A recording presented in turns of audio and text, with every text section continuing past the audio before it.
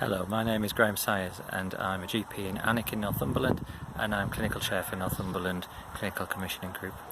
I've taken a moment out of my day to talk about anxiety. This is a week when we're trying to ensure that all is done to raise awareness about mental health matters, and anxiety is one of those things that people will often come to see me about, but actually they don't realise that that's the issue. Anxiety can show itself in many different ways. Sometimes people present with headaches or stomach trouble. Sometimes they just find that life is increasingly difficult. They're more irritable. They're finding their relationships more difficult. Perhaps they have low mood. Perhaps they're not sleeping.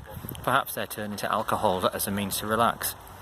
Sometimes we don't know why we've become anxious. Sometimes there are obvious reasons in life why this might be so. It's always really helpful to have a bit of an awareness of where certain symptoms may be coming from, but not everybody is able to do that. If you do have a hunch that this is one of your problems, there are many different places where you can get help. Sometimes it's worth just accepting that that might be an issue and talking to family and friends about it. Often you'll be delighted to find that they're really pleased that you've noticed that there's something wrong and they just want to help.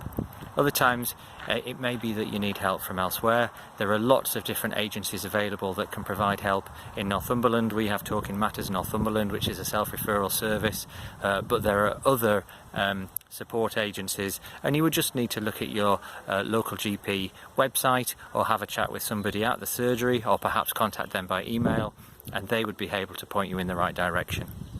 Not everybody needs help from health services with regard to this type of problem. Often it's a case of combating the loneliness, finding ways to reflect on what's happening, finding time in your life to relax or take on some new ways of managing these feelings, and oftentimes things will start to improve. I hope that's been helpful. Thank you.